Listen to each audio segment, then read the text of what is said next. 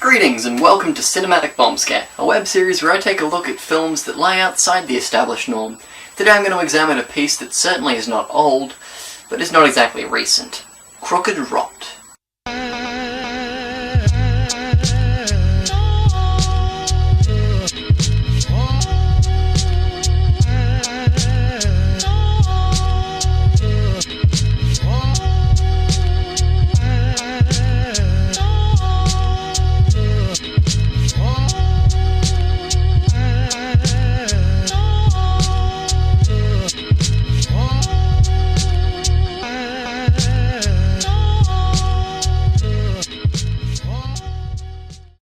Crooked Rot was brought into existence in 2008 by animator David Firth. You might better remember him from one of his more famous works. I like rusty spoons. Whilst in production, he uploaded some of the stills onto video streaming site Newgrounds, and was contacted by Marcus Fjellström, who offered to compose the score. The pair had previously collaborated on another project entitled The Men From Upstairs, an animated short that was quite literally an extended poop joke. You'll stay up there until I'm ready for you to leave. I'm making no promises. Are those nuts on your suit? Indeed they are. Almonds, to be specific. That hurts. I knew you were a troublemaker right from the start. Well, one can't help one's physical appearance. You know what? I'm shutting the door for good. You'll not get through me. Don't be silly, you'll die. Oh, will I?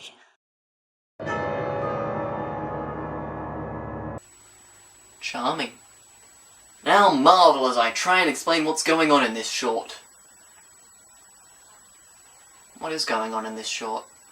The viewer is assaulted with a collection of very strange, confusing, and, I guess, somewhat disturbing images. The overall idea seems to be to criticise the way modern society is very reliant on instant gratification, mass production, and consumerism.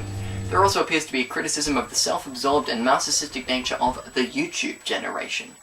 But wait, I hear all the reasonable people watching this cry. How do any of these images have even the slightest bit of relevance to any of that other stuff? Well, give me about 5 minutes and I'll provide the best explanation I can.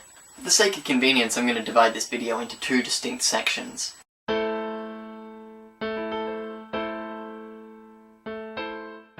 There appear to be messages about consumerism within this text. It shows characters that mindlessly take things, quickly using them, and then move on to the next big thing.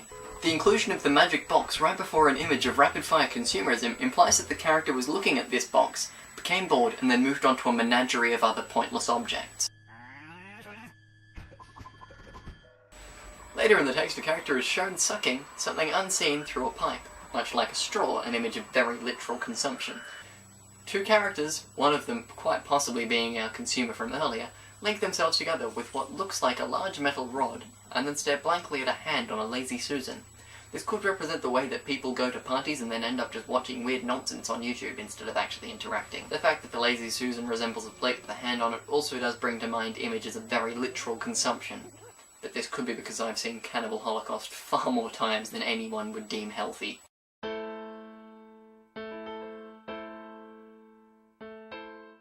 This section of the text shows a character enter a space, pull out a cigar, and have a candle appear from nowhere in order to light it. It shows a character that receives unwarranted instant gratification. It shows a society that rewards people for doing fundamentally nothing.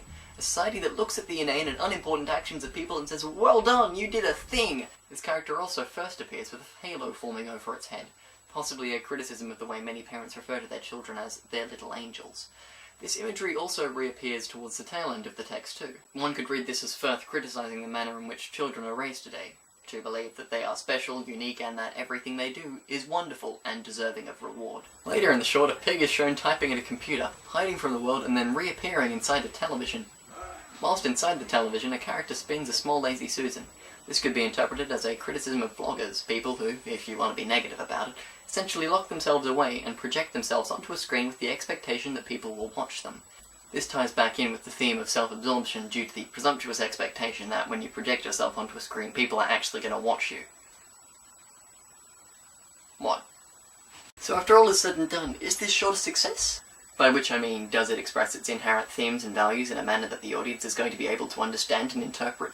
No, not really. But does it entertain? Heck yeah!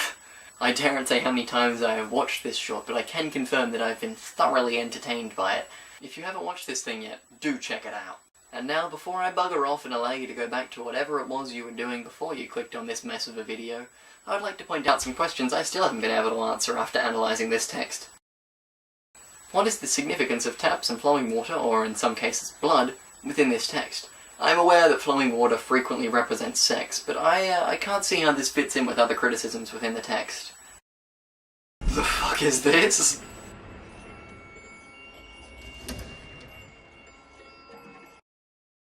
Is this a criticism of violence within our society? Or violence within our media? What the bat fucking hell is going on here? What is with this short's obsession with hands? It's kind of confusing and a bit concerning. Before I go, I'd like to add that I don't pretend to be any kind of expert, nor do I claim my interpretation of this text to be the right interpretation. All media is subjective and contains a different inherent meaning for all who view it. If you have your own differing views, feel free to let me know in the comments.